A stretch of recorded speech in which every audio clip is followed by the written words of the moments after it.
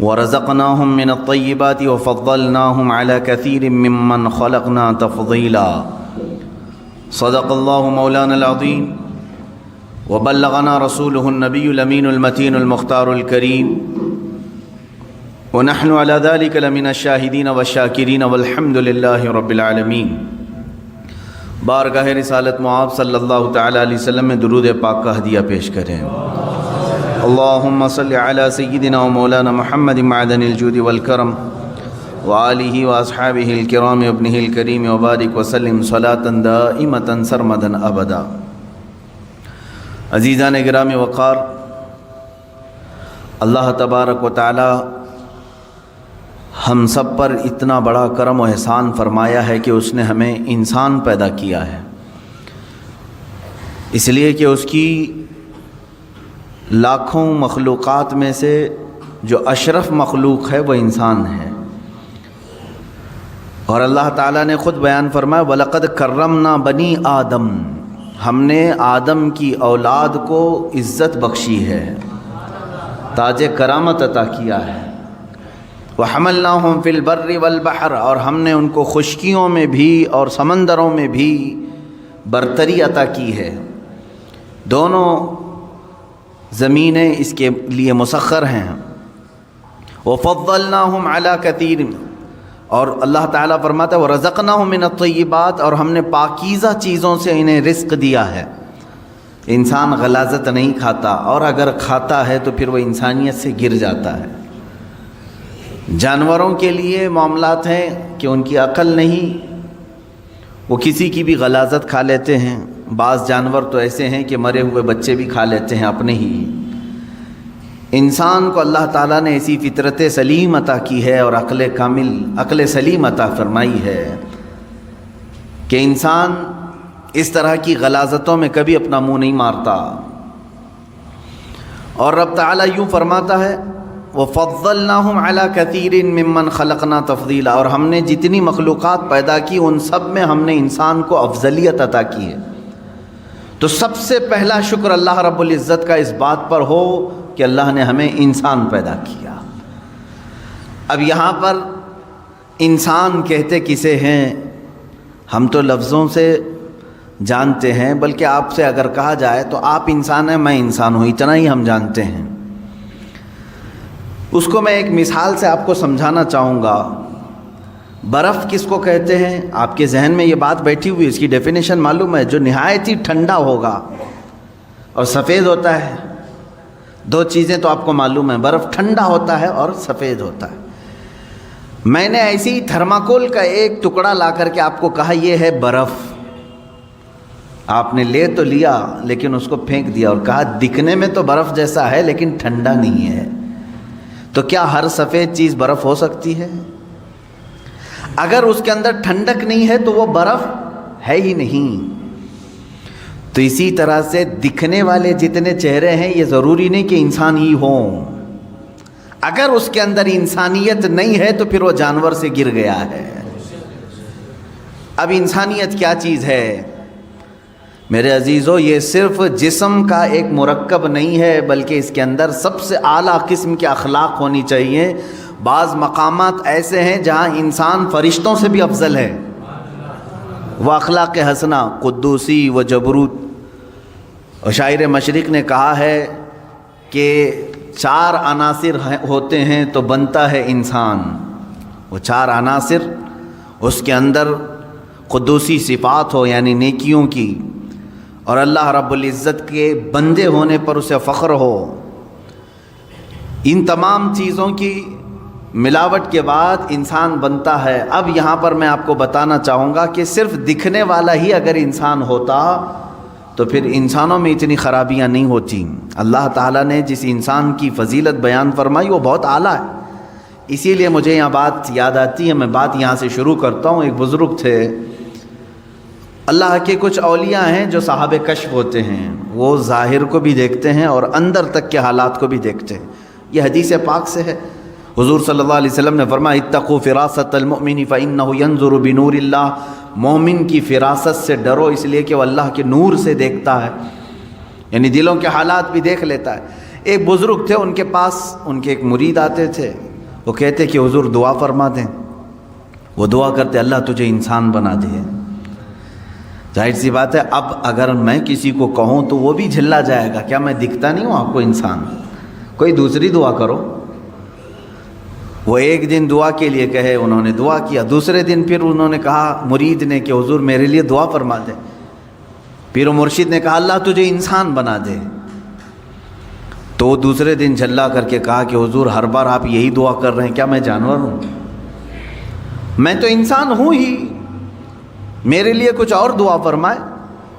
انہوں نے کہا بیٹھ جا میں تجھے دکھاتا ہوں. انہوں نے اپنے سر سے اپنی ٹوپی اتاری اور اس کی سر پر رکھ دی. جیسے ہی وہ مرید ان کی ٹوپی پہنا تو چیخنے لگا, چلانے لگا اور ادھر ادھر اچھل کود کرنے لگا. لوگوں نے اسے پکڑا.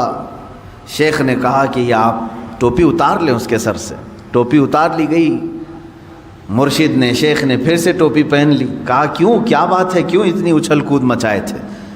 اس مرید نے کہا کہ حضور آپ وہی دعا فرمائیں جو آپ تک کر رہے تھے. بتا تو صحیح. لوگوں کو اس نے روتے ہوئے بتایا کہ جیسے ہی میں نے پیر و مرشد کی ٹوپی پہنی تو میرے اعضاء جو ہے کتے کی طرح دکھنے لگے, مجھے جانور جیسی شکل میری نظر آنے لگی. تو میں گھبرا گیا کہ کہیں میں جانور بن تو نہیں گیا. میں نے ٹوپی اتاری تو پھر مجھے ساری جیسی چیزیں تھی ویسی. یہ کیا ماجرا ہے؟ تو پیر و مرشد نے فرمایا انسان بسا اوقات برے کام کرتے کرتے جانوروں جیسا بن جاتا ہے, غلاظت میں اتر جاتا ہے. اور ہے تو حیوان, انسان بھی حیوان ہی سے بنا ہے, حیوان ناطق ہے. اس کے اندر جب غلاظت بڑھ جاتی ہے تو بسا اوقات یہ جانوروں سے بھی نیچے گر جاتا ہے, جس کے ہمیں دیکھنے کو نتائج آج مل بھی رہے. بڑے بڑے اس کی مثالیں, بڑی مثالیں بھی آج موجود ہیں. کوئی جانور اپنی برادری میں سے مادہ کے ساتھ اپنے جسمانی سکون حاصل کرتا ہے تو ٹھیک ہے, لیکن کسی کو پھاڑ دینا, مار دینا, قتل کر دینا یہ انسانوں سے ہوتا ہے.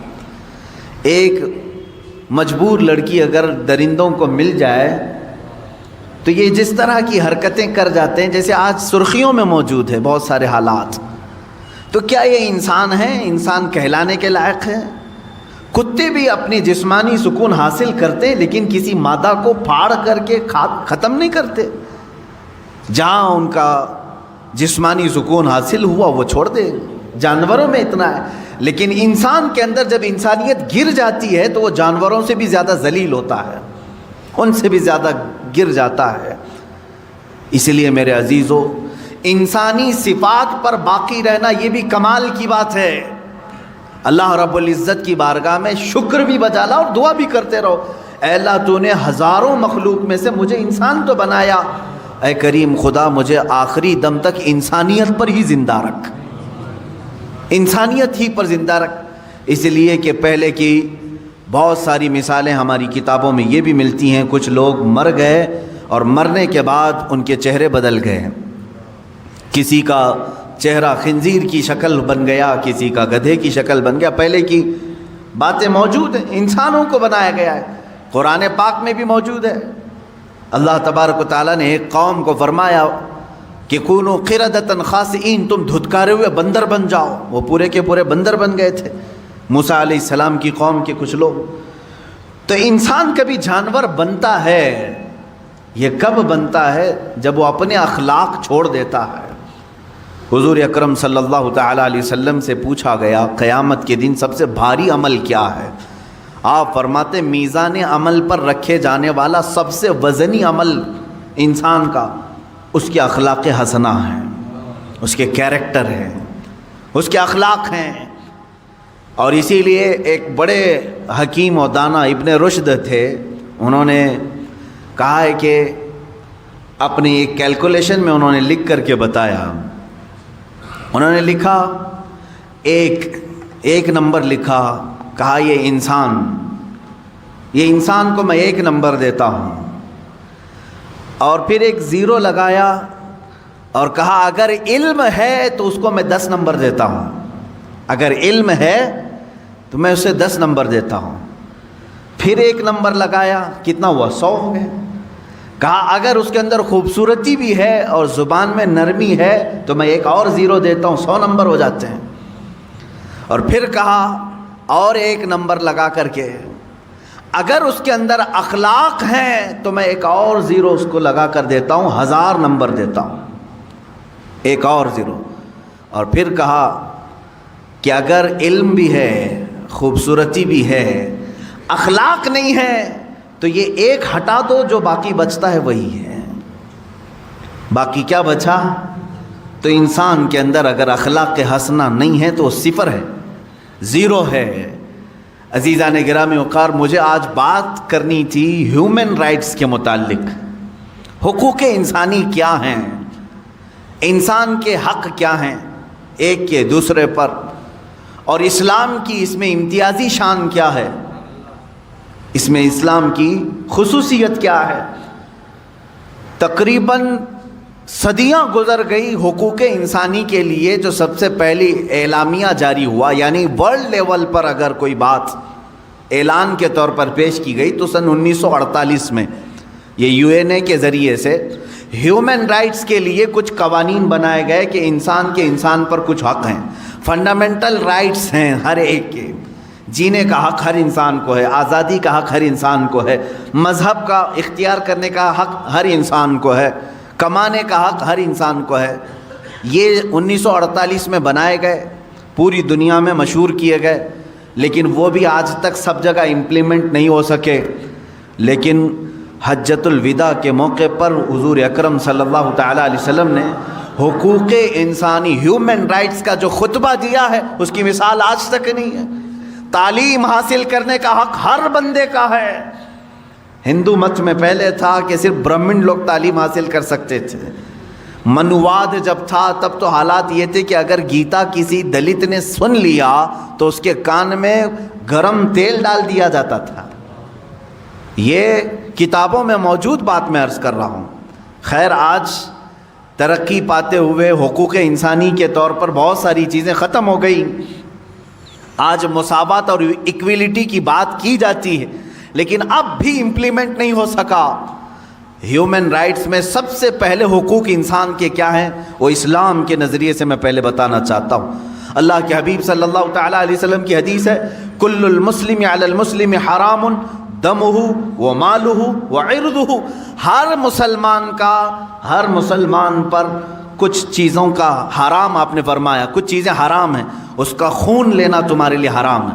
خون مطلب بلڈ ڈونیٹ نہیں، قتل کرنا، کسی کا خون کرنا حرام ہے۔ اس کا مال تمہارے اوپر حرام ہے، اس کی عزت تمہارے اوپر حرام ہے۔ کیا مطلب ہے؟ نہ تم کسی کا ناحق قتل کرو گے، نہ کسی کا تم مال ہڑپ کر رکھو گے، نہ تم کسی کی عزت کے ساتھ کھلواڑ کرو گے۔ 5 چیزیں ایسی ہیں جن کو کہا جاتا ہے جس کی حفاظت ہر مسلمان کے لیے فرض ہے، ہر مسلمان کے لیے فرض ہے، اپنی بھی کرے اور دوسرے کی بھی کرے۔ یہ ہیومن رائٹس کا سب سے جیتا جاگتا ثبوت میں آپ کو دے رہا ہوں۔ 5 چیزیں کیا ہیں؟ توجہ سے سنیں۔ اسلام ہی اس بات کی شہادت دیتا ہے اور ضمانت بھی دیتا ہے کہ یہ 5 چیزیں جنہوں نے محفوظ کر لیا ان کا معاشرہ محفوظ ہو گیا۔ نمبر 1، ہر ایک کو اپنے جان کی حفاظت کرنی ہے، دوسرے کی جان کی حفاظت کرنی ہے۔ یہ سب سے بڑا حق ہے، اسلام نے دیا ہے۔ تمہیں اپنی جان کی حفاظت کرنی ہے اور دوسرے کے جان کی حفاظت کرنی ہے، پہلی چیز۔ دوسری چیز ہے تمہیں اپنے مال کی حفاظت کرنی ہے اور دوسرے کے مال کی حفاظت کرنی ہے۔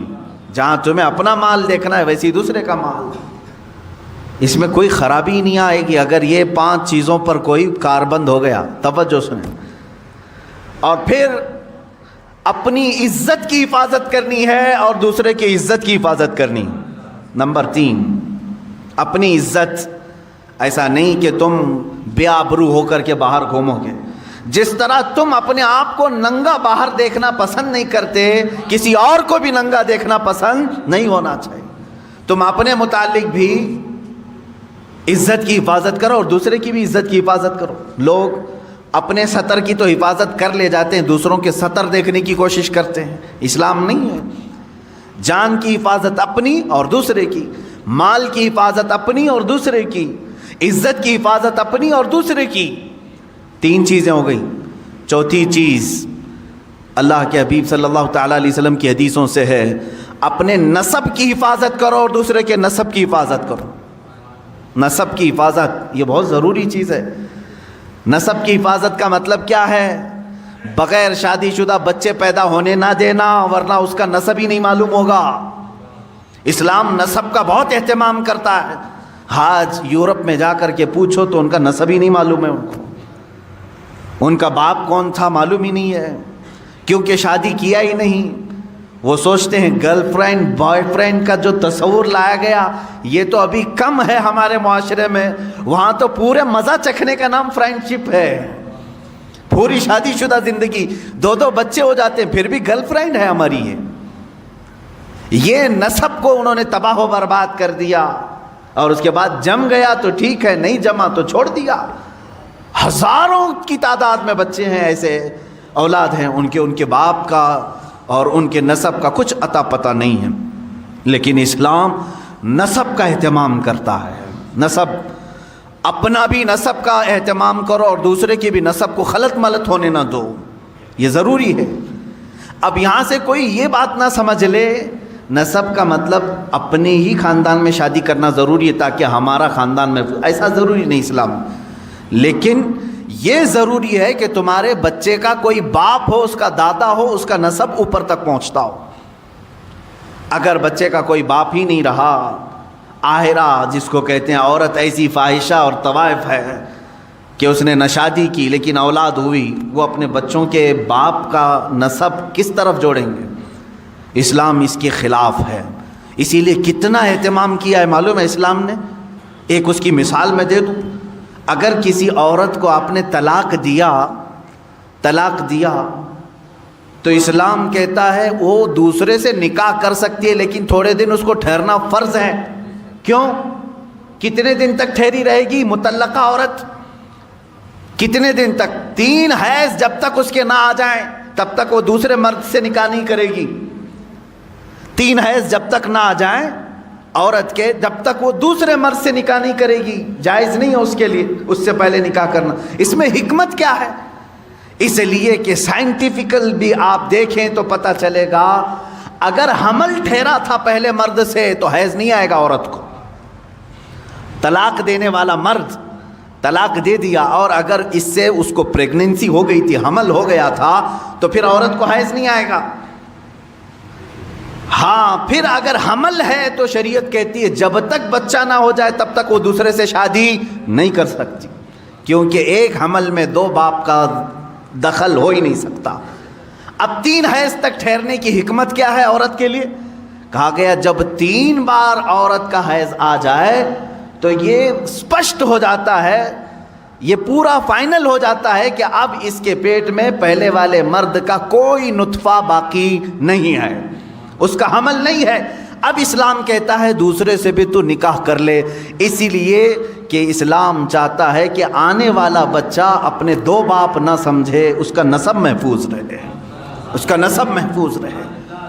باقی دوسری جگہ جا کر کے دیکھیں, ایک کو طلاق دے دیا وہ دوسرے ہی دن جا کے شادی بھی کر سکتی ہے. بہت سارے معاملات, یہ عدت کے معاملات اسلام میں ہیں, دوسرے لا کر کے ہمیں دکھائے ہیں.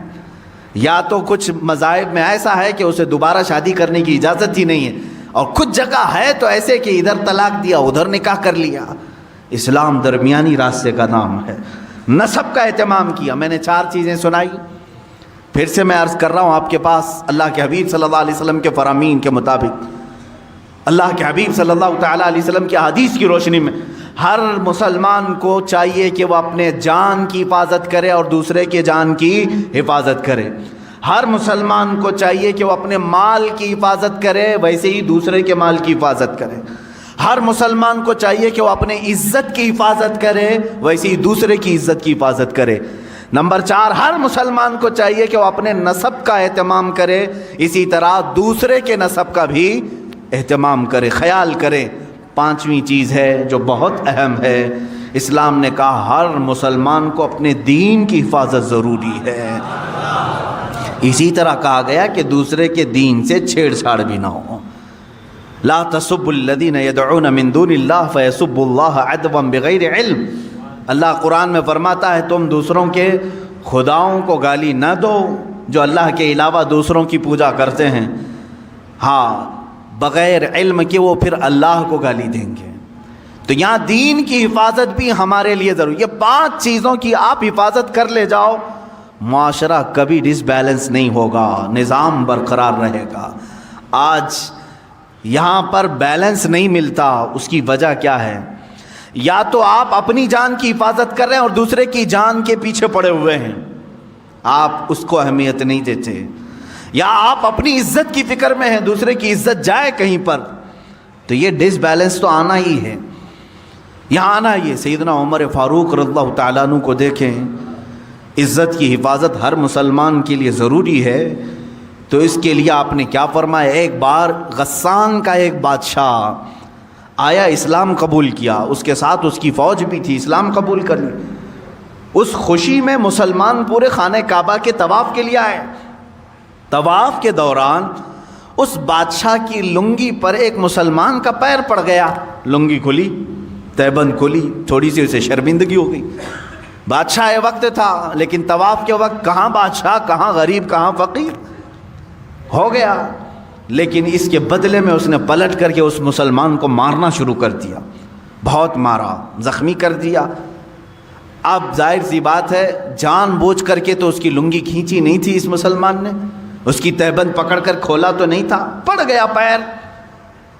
سیدنا عمر فاروق رضی اللہ تعالیٰ عنہ کی بارگاہ عدالت میں یہ مسلمان نے مقدمہ کر دیا. کہا حضور یہ جو غسانی بادشاہ ہے، جبلہ بن احم اس کا نام تھا، اس کی تہبند پر میرا پیر پڑھا، غلطی سے ہوا، لیکن اس نے مجھے اس غلطی سے کئی زیادہ مارا ہے، زد و کوب کیا ہے، مجھے زخمی کر دیا ہے. سیدنا عمر فاروق رضی اللہ تعالیٰ عنہ نے اس مقدمے کو سننے کے بعد سیدھے بادشاہ کو اپنی عدالت میں طلب کیا. کہا بادشاہ آ جاؤ. جب وہ آیا تو کل تک تو بڑا اعزاز و اکرام تھا حضرت عمر فاروق کے ساتھ، تو آپ کے بغل میں بیٹھنے آیا تو آپ نے کہا نہیں، وہاں کٹہرے میں کھڑے رہو جہاں مسلمان کھڑا ہے، اس لیے کہ آج تم ملزم کے الزام ہے تمہارے اوپر، تم بادشاہ ہوں گے اپنے زمانے کے، لیکن آج تمہارے اوپر الزام ہے، تمہیں وہیں کھڑا ہونا ہے جس نے الزام لگایا.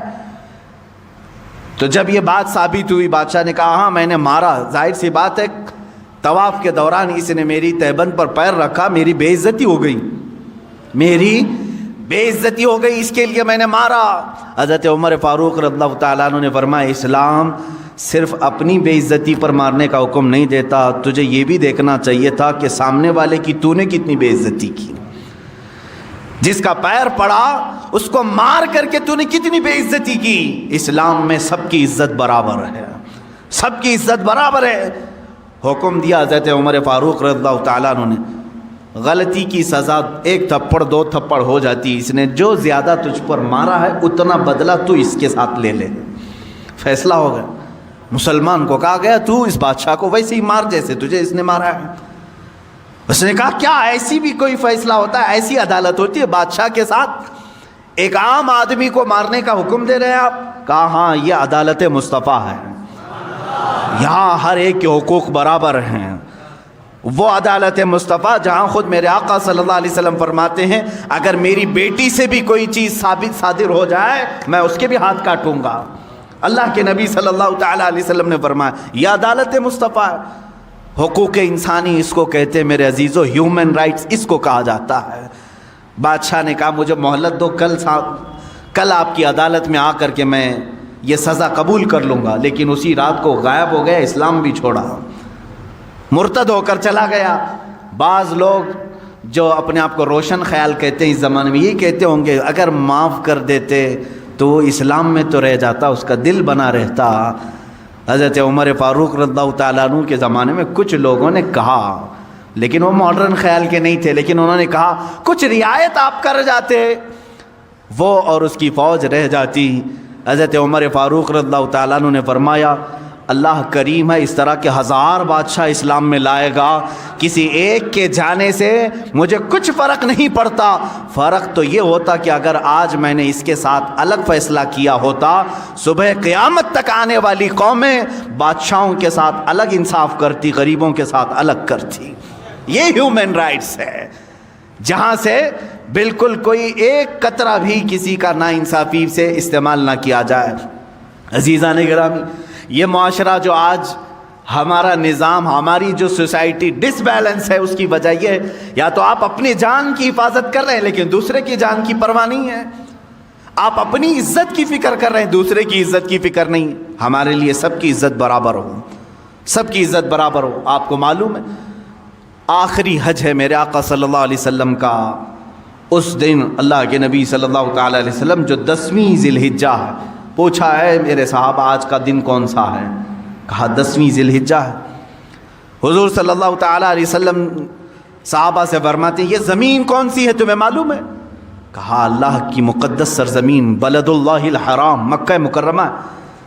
فرماتے ہیں یہ گھر خانہ کعبہ جانتے ہو؟ کہا یہ اللہ کا سب سے مقدس گھر ہے۔ اب سنو میرے آقا صلی اللہ علیہ وسلم فرماتے ہیں اس مہینے کی جیسی حرمت ہے، عزت ہے ذی الحجہ کی، اس شہر کی جیسی عزت ہے، اس خانہ کعبہ کی جیسی عزت ہے، حضور فرماتے ہیں میرے نزدیک ایک مومن کی عزت اس سے بڑھ کر کے ہے۔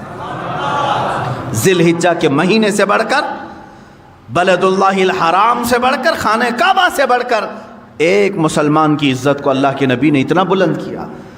اگر ہم خانہ کعبہ کی عزت کو نہیں اچھال سکتے، پسند نہیں کرتے، اسی طرح ہمیں کسی مسلمان کی عزت پر بھی حملہ نہیں کرنا چاہیے۔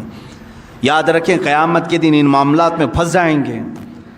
اب رہی بات مال کی حفاظت، مال کی حفاظت، یہاں پر بھی جو بیلنس بگڑا ہے اس کی وجہ صرف یہی ہے کہ آپ اپنے مال کو تو تجوریوں میں مکفل کر دیے لیکن دوسرے کے مال کی پرواہ نہیں۔ ہونا تو یہی چاہیے کہ میرا مال جس طرح محنت کا ہے اسی طرح میرے بھائی کا بھی مال ہے۔ اگر آپ کے پاس کسی نے 100 روپے دے دیے تھے تو واپس پلٹانے میں کیوں آئیں کائیں کرتے ہو؟ تمہاری نیتیں خراب کیوں ہو گئیں؟ تم نے امانت میں خیانت کیوں شروع کیا؟ ایک دو نہیں، ہزاروں لوگ ہیں یہاں پر جو اس بات سے جوجھ رہے ہیں کہ جس کو کسی کام کے لیے پیسہ دیا تھا وہ کھا گیا، دینے کا نام نہیں لیتا، اور پھر دیکھو تو داڑھی رکھا ہے، ٹوپی رکھا ہے، نمازوں میں آتا ہے۔ ایسے بہت سارے ہیں۔ عزیزان گرامی وقار، ایک مال مسلم کے ساتھ جو ناانصافی ہوگی، جانتے ہیں اس کا وبال کیا ہے؟ اس کا وبال یہ بھی ہیومن رائٹس میں ہے یا نہیں؟ ہر ایک کے مال کی حفاظت ہیومن رائٹس ہے کہ نہیں؟ انسانی حقوق ہے۔ جس طرح تم اپنا مال ضائع کرنا نہیں چاہتے، اسی طرح کسی دوسرے کا مال تمہارے پاس آیا تو تم اس کو کھا کر کے کیوں بیٹھے؟ اس کو واپس کیوں نہیں پلٹایا؟ یہاں سے دشمنی شروع ہو گئی، معاشرے میں بگاڑ پیدا ہو گیا، اور آج تمہاری ہی خود سے اعتماد ہٹ گیا، ایک دوسرے کو کوئی قرض دینے کو تیار نہیں آج۔ کیوں؟ معلوم نہیں ہے کہ ہزاروں مثالیں ملتی ہیں، کھا جاتے ہیں لوگ، کھا جاتے ہیں۔ تمہارے ساتھ تجارت کرنے کو کوئی تیار نہیں، کیوں؟ امانت ختم کر دیا۔ جب تک تمہیں امانتوں کو واپس پلٹانے کی عادت نہ آ جائے تمہاری برکتیں بھی چھین لی جائیں گی، برکتیں ختم ہو جاتی۔ اب سنو، تم بہت بڑے بڑے یہاں 1,00,000 2 لاکھ کھا کر کے ڈکار تک نہیں لے رہے ہیں، 1 درہم کی بات کرتا ہوں، 2 درہم کی بات کرتا ہوں۔ مدینہ رسول اللہ کے حبیب صلی اللہ تعالیٰ علیہ وسلم کی بارگاہ میں ایک صحابی رسول کا انتقال ہوا، جنازہ آیا، جنازے کے لیے صفیں کھڑی ہو گئیں۔ اللہ کے حبیب صلی اللہ تعالیٰ علیہ وسلم آگے بڑھے، جنازہ پڑھانے سے پہلے میرے آقا صلی اللہ علیہ وسلم نے پوچھا اس پر کسی کا قرض تو نہیں تھا؟ اس پر کسی کا حق باقی تو نہیں تھا؟ تو ایک جماعت میں کھڑے صف میں ایک صحابی نے کہا ہاں یا رسول اللہ، یہ میرے 2 درہم باقی چھوڑ گیا ہے، میرے 2 درہم اس کے پاس تھے، ادا نہیں کیا اور موت آ گئی اس کی۔ اللہ کے حبیب صلی اللہ تعالیٰ علیہ وسلم کے الفاظ سنو، حدیث پاک میں موجود ہیں، صلو علی صاحبکم ولا اصلی علیہ، اے لوگو تم چاہو تو نماز پڑھ لو، میں اس پر نماز نہیں پڑھوں گا۔ 2 درہم باقی رکھ کر کے گیا، جنازہ تیار ہے، میں اس کی نماز جنازہ نہیں پڑھتا، تم چاہو تو پڑھ لو۔ اللہ کے حبیب صلی اللہ تعالیٰ علیہ وسلم یہ فرما کر پیچھے ہٹ گئے۔ جو رشتہ دار صحابہ تھے یا ان کے قریبی تھے، انہوں نے کہا اے اللہ کے حبیب صلی اللہ علیہ وسلم 2 درہم پر نماز جنازہ نہیں ہوگی؟ کہا ہاں، یہ حقوق انسان ہے، حقوق العباد ہے، یہ ہیومن رائٹس ہے۔ اسی لیے میں آج ہی مطالعہ کر رہا تھا، ایک بہت بڑا انگریز مفکر ہے، وہ عیسائی ہے، مائیکل، جس نے 100 متاثر کن شخصیات کے متعلق ایک کتاب لکھی پوری دنیا میں، جن کا سب سے زیادہ انفلوئنس ہوا ہے انسانوں پر۔ اس میں نمبر 1 اس نے محمد صلی اللہ تعالیٰ علیہ وسلم کا نام ہے۔ عیسائی ہے۔ اس نے 100% یعنی 100 وہ لوگ جنہوں نے پوری دنیا پر اپنا اثر قائم کیا، اس میں پہلے نمبر پر میرے آقا کی ذات۔ اس نے اس کی وجہ بھی لکھی کہ میں نے دیکھا ہے بہت ساری دنیا میں شخصیتیں آئیں، اپنا اثر جمایا لوگوں پر، اپنا اثر جمایا۔ کچھ سیاسی لیڈر آئے، کچھ فوجی لیڈر آئے، کچھ جنگجو آئے باہر قسم کے، سب نے اپنا انفلوئنس جمایا انسانوں پر۔ لیکن محمد صلی اللہ تعالیٰ علیہ وسلم، پروفٹ محمد، ایک ذات ایسی ہے جن کے جانے کے 1400 سال بعد بھی انفلوئنس باقی ہے، اثر ختم نہیں ہو رہا ہے۔ اور ایسے مضبوط قوانین انہوں نے بنائے تھے کہ وہ اپنے لیے بھی اس کو امپلیمنٹ سمجھتے تھے اور سارے لوگوں کے لیے بھی۔ یہ کون کہہ رہا ہے؟ ایک انگریز مفکر کہہ رہا ہے۔ اللہ کے حبیب صلی اللہ تعالیٰ علیہ وسلم اصول کے اس قدر پابند تھے، پابندی کرانے والے تھے۔ اللہ کے حبیب صلی اللہ تعالیٰ علیہ وسلم نے فرمایا تم اپنے صاحب کی نماز پڑھتے ہو تو پڑھ لو، میں نہیں پڑھوں گا۔ یہ مال مسلم کی حفاظت ہے۔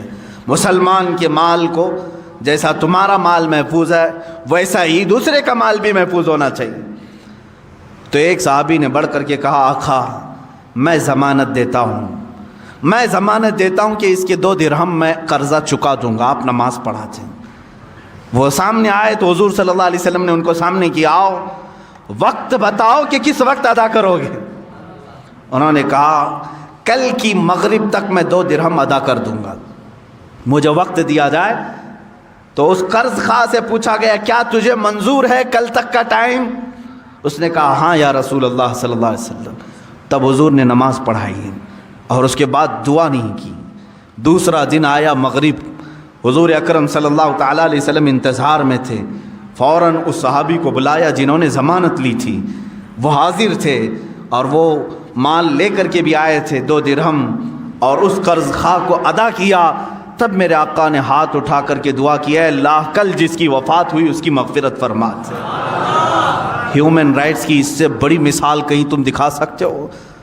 یعنی حقوق انسانی، مال مسلم ہر ایک کے لیے ضروری ہے اس کی حفاظت۔ جن لوگوں نے ہڑپ کر کے اب رکھا ہے یا کسی کا دینا باقی ہے، یاد رکھو 1 روپیہ تمہیں جہنم میں لے جا سکتا ہے۔ 1 روپیے کی بات کر رہا ہوں، 1 روپیہ تمہیں دوزخ میں لے جا سکتا ہے۔ جس کا دینا باقی ہے یہاں پر ختم کر کے چلے جاؤ۔ 2 باتیں اور میں کہہ جاتا ہوں، مسلمان پر جو حقوق فرض ہیں اس میں مال کی بھی حفاظت فرض ہے۔ فرمایا گیا کل قیامت کے دن کچھ لوگوں کے گلے میں زمینوں کا توق ڈالا جائے گا، زمینیں لٹکائی جائیں گی اور وہ اس بوجھ سے ان کا چہرہ نیچے جھک چکا ہوگا۔ بڑی بڑی زمینیں گلے میں توق بنا کر ڈالی جائیں گی۔ تم کیا سمجھ رہے ہو میں تو اتنا ہی چھوٹا ہوں، اتنی بڑی زمین گلے میں کہاں سے آئے گی؟ قیامت کے دن جہنم میں جانے والے کی شکل بہت بڑی بنائی جائے گی۔ حدیث پاک میں ملتا ہے ایک جہنمی کی شکل مکہ اور مدینے کے بیچ جتنا فاصلہ اتنے بڑے فاصلے جیسی بنائی جائے گی۔ 450 کلومیٹر کا فاصلہ ہے، 425 کلومیٹر کا فاصلہ ہے۔ اگر ایک آدمی بیٹھ جائے تو کہا گیا کہ ادھر اس کا ہاتھ ہوگا ادھر ایک ہاتھ ہوگا، اتنی بڑی شکل بنائی جائے گی، تب اسے دوزخ میں ڈالا جائے گا۔ زمینوں کا توق اس کے گلے میں ڈالا جائے گا۔ کیوں؟ کہا اس کی زمین ہڑپا ہوگا، اس کی زمین پر قبضہ کیا تھا، اس کا مال لیا تھا۔ یہ سب قیامت کے دن سیطوقون ما بخلوا به یوم القیامہ۔ اللہ تعالیٰ نے قرآن میں بھی فرمایا جو کچھ انہوں نے بخالت کی وجہ سے بچا کر اپنے پاس رکھ لیا تھا یہ توق بنا کر گلے کا ہار بنا کر کے قیامت کے دن ڈالا جائے گا۔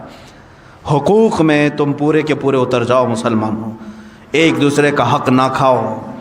اب سنو، میں سمجھتا ہوں دنیا میں سب سے افضل موت اگر کوئی ہے انبیاء کرام کے بعد، سب سے افضل موت جس کی ہم تمنا کرتے ہیں وہ شہادت کی موت ہے یا نہیں ہے؟ شہید جو ہے دنیا کا وہ بہترین انسان ہے جس کے متعلق فضیلتیں آئی ہیں قرآن پاک میں بھی، حدیث پاک میں. اللہ نے تو یہاں تک فرمایا کہ ان کو مردہ مت کہنا، مرنے کے بعد بھی اللہ فرماتا ہے وہ زندہ ہیں، انہیں رزق بھی میں دے رہا ہوں. یہ شہید کے لیے آیا ہے قرآن میں، باقی میتوں کے لیے نہیں آیا. شہید کے لیے حدیث میں یہ بھی ہے کہ دنیا میں وہ واحد ایسی ذات ہے جس کو مرنے سے پہلے اسے جنت دکھائی جاتی ہے. خون کا قطرہ اس کا زمین پر گرنے سے پہلے اسے جنت کے دروازے دکھائے جاتے ہیں، اس کا ٹھکانہ اسے دکھایا جاتا ہے، وہ جنت میں اپنا محل دیکھ کر کے جاتا ہے شہید. اب سنو، سب سے افضل موت شہید کی ہے. ایک بار درد ہوتا ہے شہادت میں، باقی ہمیشہ کا آرام ہی آرام ہے، سکون ہی سکون ہے. شہید کے لیے کہا گیا اس کے اگلے پچھلے سارے گناہ اللہ معاف فرمائے گا. یہ سب سے بڑے اصول ہو گئی زندگی. کچھ بھی تھے اس کے گناہ معاف کر دیے جائیں گے. لیکن ایک جگہ جا کر میری نظر رک گئی، حدیثوں کو پڑھ رہا تھا. قیامت کے دن اگر شہید کے اوپر کسی کے مال کا حق باقی تھا تو فرمایا جائے گا اسے دوزخ میں بیچو. فرمایا گیا شہید کو بھی اس چیز کی معافی نہیں اگر کسی مسلمان کا مال رکھ کر کے آیا ہے. باقی سارے گناہ اس کے معاف کر دیے جائیں گے، اگلے پچھلے گناہ، بڑے بڑے گناہوں کی معافی کا اعلان ہے. کبیرہ گناہ بھی اللہ معاف کرے گا. لیکن اگر کسی مال مسلم کو لے کر کے دنیا سے آیا ہے، رب تعالیٰ فرمائے گا یہ حقوق العباد میں گرفتار ہے، اب اسے وہ فضیلت نہیں ملے گی جو شہیدوں کو ملتی. عزیزان گرامی، اس سے اندازہ کر سکتے ہو کہ یہ حقوق انسانی پر اسلام نے کتنی بڑی توجہ دی ہے. جان کی جیسے حفاظت ہے، دوسرے کی جان نہ لو. وَلَا تَقْتُلُوا النَّفْسَ الَّتِي حَرَّمَ اللَّهُ إِلَّا بِالْحَقِّ. اللہ نے فرمایا کسی جان کا قتل مت کرنا، اللہ نے تم پر حرام کر دیا ہے مرڈر کرنا کسی کا بھی، الا بالحق. ہاں، حق کے ذریعے سے. حق کے ذریعے سے مطلب کیا ہے؟ خدائی قوانین میں اگر وہ شبخون مارتا ہے تو پھر وہ بادشاہ اسلام ہو یا حکومت وقت ہو جو اس کی جان لینے کے متعلق فیصلے کر سکتی. لیکن کسی بھی انسان پر کسی دوسرے کا قتل کرنا جائز نہیں. جان، اسی طرح عزت، اسی طرح دوسرے کے مال کی حفاظت اور نسب کی حفاظت اور اپنے دین کی حفاظت. میں آج چیلنج کے ساتھ کہتا ہوں میرے عزیزو، یہ 5 ایسے اصول ہیں، رہنما اصول ہیں جو تمہیں کسی معاشرے میں نہیں ملیں گے. اگر تم نے امپلیمنٹ کر دیا ان 5 پر، سکون کی زندگی گزارو گے. نہ تمہیں کبھی اپنی جان کا خوف آئے گا. کیوں؟ اس لیے کہ تم دوسروں کی جان کی پرواہ کرتے ہو تو سارے تمہاری بھی جان کی پرواہ کریں گے، کبھی خوف نہیں آئے گا.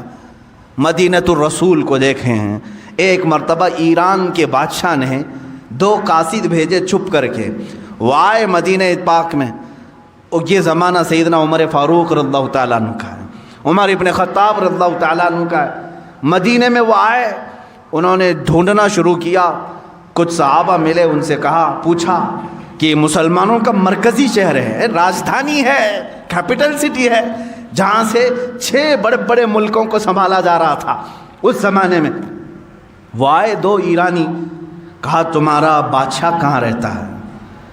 تمہارا بادشاہ کہاں رہتا ہے؟ صحابہ ہنسنے لگے، کہا ہمارا بادشاہ نہیں ہوتا، ہمارا بادشاہ نہیں ہوتا. کہا پھر کیا ہوتا ہے؟ کہا امیر المومنین ہوتا ہے. بادشاہ کا لفظ تو یہ وہابیوں نے شروع کیا ہے، یہ سعودیوں نے. آج بھی یہ ملک کہتے ہیں، بادشاہ کہتے ہیں. اسلامی نظام تھوڑی نہ ہے، اسلامی نظام نہیں ہے جو یہ غصب کر کے آج بیٹھے ہوئے تخت پر اور جانشین پہ جانشین اپنے بچوں کو بناتے ہوئے. اسلام نے ایسا کبھی نظام نہیں رکھا. اگر جانشین بیٹا ہی بادشاہ بننا ہوتا تو صدیق اکبر کی بھی بیٹے تھے، عمر فاروق کی بھی بیٹے تھے. انہوں نے کبھی اپنے بعد اپنے بیٹوں کو تخت پر نہیں بٹھایا. کہا یہ امت مصطفیٰ فیصلہ کرے گی، جو ان میں سب سے افضل ہوگا وہ اس کی باغ ڈور سنبھالے گا. بادشاہ نہیں ہوتا ہمارا. کہا ٹھیک ہے. بادشاہ نے امیر المومنین، چلو ٹھیک ہے امیر المومنین، تمہارے یہاں بولنے کا لفظ الگ ہوگا. اچھا اس کا محل کہاں ہے؟ وہ پھر مسکرائے، کہا اس کا محل بھی نہیں ہوتا. اس کا محل بھی نہیں ہوتا. کہا پھر کہاں ملے گا تمہارا امیر؟ کہا دیکھو مسجد نبوی کے قریب میں ایک پیپل کا جھاڑ ہے، اس کے نیچے سو رہا ہوگا. ایک درخت ہے پیلو کا، اس کے نیچے آرام کر رہا ہوگا. وہ دونوں آئے اور دیکھا تو دوپہر کا وقت تھا، کڑی دھوپ ہے. اس درخت کے چھاؤں میں، سائے میں حضرت عمر فاروق رضی اللہ تعالیٰ عنہ ہلکی سی ایک پتلی چادر بچھائے ہوئے، ننگی پیٹھ ہے، آرام فرما رہے ہیں. دیکھ کر کے وہ ہیبت زدہ رہ گئے. یہی عمر ہے جس سے قیصر و کسریٰ تھرا رہے ہیں، وہ کپ کپی ہے ان کے اندر، اور یہ یہاں تنہا سو رہا ہے. اسی اسنا میں حضرت عمر فاروق رضی اللہ تعالیٰ عنہ کی آنکھ کھل گئی. آپ نے پوچھا تم لوگ قاصد بن کر کے آئے ہو اور دل میں سوچ رہے ہوگے کہ ابھی چاہیں تو ہم حملہ کر لیں. وہ ڈر گئے، کانپنے لگے. حضرت عمر فاروق رضی اللہ تعالیٰ عنہ نے فرمایا یاد رکھو ہم نے اپنے تخت خلافت کو کسی کے خون پر نہیں بٹھایا جیسے تمہارے بادشاہوں نے جمع کر رکھا ہے. ہم دوسروں کے جان کی حفاظت کرتے ہیں، سارے ہماری جان کی بھی حفاظت کرتے ہیں. جب تم مسلمان کی اور دیگر مخلوق کے جان کی حفاظت کرو گے، اللہ تمہارے جان کی حفاظت کرے گا. اللہ رب العزت میری حفاظت میں، جب تک رب تعالیٰ نہ چاہے مجھ پر کچھ نہیں ہوگا. یہ توکل تھا، وہ یقین تھا. اور مدینہ طیبہ میں اس طرح سے آرام سے رہنے کی ایک وجہ یہی تھی کہ ان کا دل اندر سے پاک تھا کہ ہم سب کسی دوسرے کی جان کی ہم اس طرح سے بے حرمتی کرنا نہیں چاہتے. تو اللہ تعالیٰ جب تک نہ چاہے ہمارے ساتھ کچھ برا نہیں ہوگا. میرے عزیزو، آج کے حالات پر میں تھوڑی سی بات یہ کر دوں. یہ اسلامی اصول ہیں جو میں نے بتائے، ہیومن رائٹس کا سب سے بڑا سبق ہے اسلام میں. لیکن جو ہیومن رائٹس کے سب سے بڑے علمبردار ہیں آج، وہ امریکہ ہو، یورپ ہو یا UN، جس میں 1948 میں ایک اعلامیہ جاری کیا گیا تھا سن 1948 میں کہ ہر ایک دنیا میں رہنے والے انسان کو کچھ فنڈامنٹل رائٹس ہیں. ہر ایک کو تعلیم کا حق ہونا چاہیے، ہر ایک کو آزادی رائے کا، اظہار رائے کی آزادی ہونی چاہیے، مذہب کی آزادی ہونی چاہیے، کھانے پینے کا اس کا اپنا رائٹ ہے، فنڈامنٹل رائٹ ہے، شادی اس کا اپنا رائٹ ہے. یہ سب ایک اصول بنا کب؟ 1948 میں. اس سے پہلے کہاں تھے؟ ایک دوسرے کا حق مار رہے تھے. چلو ٹھیک ہے، ہم مان لیتے ہیں 1948 کے بعد ہیومن رائٹس تمہیں پوری دنیا میں پھیلانے کا ایک شوق تو آیا، لیکن 70 سال کے بعد بھی امپلیمنٹ نہیں کر سکے. آج تک نہیں کر سکے. دادا گیری، گنڈا گردی آج بھی جاری ہے. کیا امریکہ جس زمین پر اترتا ہے وہاں کے انسانوں کا احترام کرتا ہے؟ کیا وہاں کے بچوں کا، وہاں کی عورتوں کا خیال کیا جاتا ہے؟ جاؤ اگر دیکھنا ہو تو عراق کی سرزمین بنجر کر کے رکھا ہے، جہاں سے سبزے بھی نہیں اگتے. اتنے بم برسائے انہوں نے، کیمیکل کے ہتھیار ملک شام پر ڈالے. لاکھوں کی تعداد میں بچے فنا ہو چکے، بے گھر ہو چکے ہیں. کچھ ایسے اولاد ہیں جن کی عمر 8 سال 9 سال، ماں بھی فوت، باپ بھی فوت. کیا یہ ہیومن رائٹس ہے؟ کیا یہ انسانی حقوق ہے؟ اسی طرح میرے عزیزو، یورپ کی سرزمین نے آزادی کے نام پر جو ننگا ناچ دکھایا پوری دنیا کو، عورتوں کو بھی ننگا کر کے بازار میں لائے، مردوں کو بھی ننگا کر کے لائے. اب تو یہ ہیومن رائٹس کے نام پر اتنی آزادی دینے کو چاہتے ہیں کہ بیٹا چاہے تو ماں سے نکاح کر لے، بھائی چاہے تو اپنی بہن سے بیاہ کر لے. یہ ہیومن رائٹس ہے، یہ آزادی ہے. اسلام اس چیز کے متعلق ہرگز نہیں پسند کرتا. ہمارے یہاں نسب کا بھی احترام کیا جاتا ہے اور دین کا بھی اہتمام کیا جاتا ہے. اور اسی طرح ہیومن رائٹس کی بات کرنے والی بہت ساری تنظیمیں، NGOs ہیں، لیکن وہ NGO کے نام پر جو دوسرے کام کرتی ہیں وہ بھی ہمیں معلوم ہے. ہمارے اس ملک میں ہیومن رائٹس کی جو دھجیاں اڑائی جا رہی ہیں، اس پر کیوں گفتگو نہیں ہوتی؟ یہاں پر بھی کاسٹزم کتنا بڑا جراثیم بن کر کے پھیلا ہوا ہے، کتنا بڑا ناسور ہے. خاص طور پر ہندوستان کے ان علاقوں میں، راجستھان میں، اتر پردیش میں، بہار، کاسٹزم ایسا ہے کہ ایک برادری کی لڑکی دوسرے بڑے اعلیٰ ذات والے سے نہ کبھی شادی کر سکتی ہے، شادی تو دور کی بات، اس کو چھو بھی نہیں سکتی. میں اجمیر پاک گیا تھا، وہاں پر بھی ایک ہندو صاحب ہیں، انہوں نے آ کر کے کہا کہ مجھے میرے گاؤں سے بھگایا گیا ہے صرف اس لیے کہ ایک اعلیٰ ذات کی لڑکی کے ساتھ میں نے بات چیت کی تھی. میرا حقہ پانی بند ہے، میرا آنا جانا بند ہے، پورے گاؤں والوں نے بائیکاٹ کر رکھا ہے۔ کہا اس پہ پولیس کچھ نہیں کہتی، کہا پولیس بھی تو پنچایت کے نیچے ہوتی ہے نا، جیسے گاؤں والے فیصلہ کریں گے۔ آج تک چل رہا ہے، لوگوں کے حقوق مارے جاتے ہیں، اور بڑی ذات کے لوگ اگر جرم کریں تو اسے چھپا دیا جائے، چھوٹی ذات کے لوگ اگر جرم کریں تو انہیں پھانسی پر لٹکا دیا جائے۔ بلکہ یہاں تو اب کورٹ فیصلہ نہیں کرتی، خود ہی لوگ فیصلہ کر جاتے ہیں، مار کر ختم کرتے ہیں۔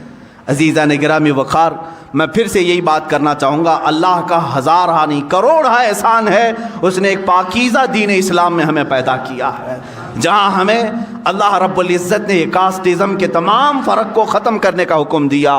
اللہ تعالیٰ نے فرمایا ہے کہ ان اکرمکم عند اللہ اتقاکم، تم میں کوئی بھی افضل نہیں، کوئی افضل نہیں، تم میں سب سے زیادہ افضل وہ ہے جس کے اخلاق سب سے اچھے ہوں گے، جو پرہیزگار سب سے زیادہ ہو، وہی افضل ہے۔ وہ چاہے کسی بھی چھوٹی برادری میں پیدا کیوں نہ ہوا ہو، وہ ہمارے لیے افضل ہے، تقویٰ سے افضل ہوگا۔ یہاں تک کہ سادات ہمارے ہاں بالکل محترم ہیں، حضور اکرم صلی اللہ تعالیٰ علیہ وسلم کی آل ہیں، لیکن خاندان کا یہ تعصب ان کے لیے بھی جائز نہیں۔ اگر کوئی یہ کہے میں سید ہوں مجھے ٹیکس دو، تو وہ جرت کر رہا ہے دین اسلام میں، اسلام میں وہ جرت کر رہا ہے۔ میں سادات کو بہت ادب کی نگاہ سے دیکھتا ہوں، اور یقیناً ہمارے آقا صلی اللہ علیہ وسلم نے ہمیں حکم بھی فرمایا، لیکن سادات کو جس طرح سے فوقیت حاصل ہے وہ ہمارا اپنا پرسنل معاملہ، ہم ادب و احترام کریں۔ لیکن جو سادات ہیں ان کے لیے حضور نے کیا فرمایا؟ اپنی بیٹی حضرت فاطمہ سے کہا تو عمل چھوڑنا مت، اعملی یا فاطمہ، اے فاطمہ نماز روزے حج و زکوٰۃ جو تم پر فرض ہیں اس میں کوتاہی نہ آنے پائے، یہ سوچ کر کے کہ میں رسول کی بیٹی ہوں عمل نہیں چھوڑنا۔ حضور نے اپنی بیٹی کو حکم دیا ہے، بعد کے آنے والی اولاد پر تو اور بھی زیادہ فرض ہے۔ عزیزان گرامی، کاسٹزم یا یہ خاندانی تعصب، اس چیز کو اگر کوئی لے کے آتا ہے یہ خان ہے، یہ پٹھان ہے، یہ مرزا ہے، یہ سید ہے، یہ تمام تصورات اسلام میں نہیں ہیں میرے عزیز۔ ٹھیک ہے، پہچان کے لیے کوئی خاندان ہو سکتا ہے تمہارا، الگ تعارف کے لیے کوئی تمہاری برادری ہو سکتی ہے، لیکن کسی برادری کو کسی پر فوقیت حاصل نہیں ہے۔ اگر ایسا ہی ہوتا تو میں نے دیکھا ہے سادات ہمارے ہاں افضل خاندان ہے، اس میں ہمیں بھی معلوم ہے، لیکن جب بغداد مقدس کے سلطان الاولیاء سیدنا عبد القادر جیلانی قدس اللہ سرہ شریف کی بارگاہ میں جاتا ہوں، دیکھتا ہوں یہ سلطان الاولیاء ہے، قطب الاقطاب ہے، شہباز لامکانی ہے، قندیل سمدانی ہے، سارے ان کو اللہ تعالیٰ نے مقامات و مراتب عطا کیے۔ اب ظاہر سی بات ہے جو خود ولیوں کا سردار ہو وہ سادات میں سے بھی ہیں، حسنی سید ہیں، حسینی سید ہیں، ماں اور باپ دونوں کی طرف سے سید ہیں، ساری افضلیت جمع تھی، لیکن جب بیعت کرنے کی بات آئی کس کے ہاتھ میں آپ نے ہاتھ دیا؟ ابو سعید مخزومی رحمۃ اللہ تعالیٰ علیہ، جو سید نہیں تھے، غیر سید کے ہاتھ میں آپ بیعت ہوئے۔ اب ہندوستان کے سلطان غریب نواز کی بارگاہ میں دیکھیں، سلطان الاولیاء یہ خود بھی سید زادے ہیں، سرکار غریب نواز آل رسول میں ہیں، عطائے رسول بھی ہیں، لیکن پیر و مرشد خواجہ عثمان ہارونی سید نہیں ہیں۔ اسلام نے یہ ہمیں بتایا ہے کہ ہمارے یہاں خاندان افضل ہیں، لیکن اگر کوئی غریب نواز کا پیر بن سکتا ہے غیر سید، غوث پاک کا کوئی پیر بن سکتا ہے غیر سید، تو اسلام یہی بتانا چاہتا ہے تم میں افضل وہ ہے جس کا تقویٰ زیادہ ہو، افضل وہ ہے جس کا تقویٰ زیادہ ہو۔ عزیزان گرامی، ہیومن رائٹس کے متعلق بہت ساری باتیں ہیں، آج میں صرف اتنا میسج دینا چاہوں گا، اے مسلمانوں، میں حدیث رسول کے ذریعے سے تمہیں 5 چیزیں بتا کر کے جا رہا ہوں، ان 5 چیزوں کی حفاظت کی ذمہ داری ہر مسلمان کی ہے، تم اپنی بھی یہ 5 چیزوں کی حفاظت کرو اور دوسرے کی بھی حفاظت کریں گے۔ وہ 5 چیزیں میں دہرا رہا ہوں اور اسی پر بات ختم کروں گا۔ سب سے پہلی چیز جس کی حفاظت ضروری ہے، اپنے جان کی حفاظت، اپنے جان کی حفاظت ضروری ہے۔ خود کو ہلاکت میں ڈالنے کی اجازت اسلام نے نہیں دیا، سوسائڈ کی تمہیں اجازت نہیں، آتم ہتیا کرنے والے کی بہت بڑی وعید آئی ہے، جس نے خودکشی کی وہ سیدھے جہنم میں جائے گا۔ تمہیں اپنے جان کی حفاظت کرنے کا حکم دیا گیا. جو اپنے آپ کو تباہ کر رہے ہیں, چاہے وہ کسی نشے کے ذریعے سے یا کسی دوا کے ذریعے سے, وہ بھی خودکشی میں آئے گا, وہ بھی خودکشی میں آئے گا. کوئی اتنا نشہ کر لیا کہ مر گیا تو اس نے اپنے آپ کو ہلاک کر دیا, جہنم میں جائے گا. خودکشی کرنے والا, اپنے جان کی حفاظت کرو اور دوسرے کی جان کی حفاظت کرو.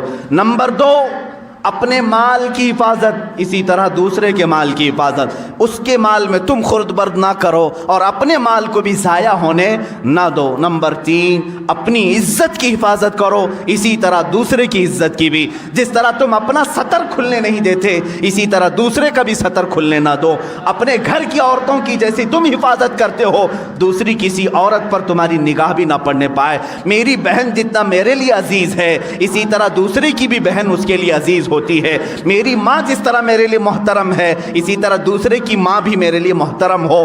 ہم سب کی عورتوں کی بھی حفاظت کریں. یہ 3 چیزیں ہو گئی. نمبر 4, اپنے نسب کا اہتمام کرو, حفاظت کرو کہ نسب خلط ملط نہ ہونے پائے. نمبر 5 ہے اپنے دین کی حفاظت کرو, دین میں کبھی کوئی دراندازی کرنے نہ پائے. تم آج دائرہ اسلام میں ہو, اس بات کی ہمیشہ کوشش کرتے رہو جب میری آنکھیں بند ہوں تو دین اسلام پر بند ہو, میں اٹھایا جاؤں تو میرا جنازہ اسلام پر اٹھایا جائے. اللہ رب العزت ہمیں ان 5 چیزوں کی حفاظت کی توفیق عطا فرمائے. وآخر دعوانا ان الحمد للہ رب العالمین.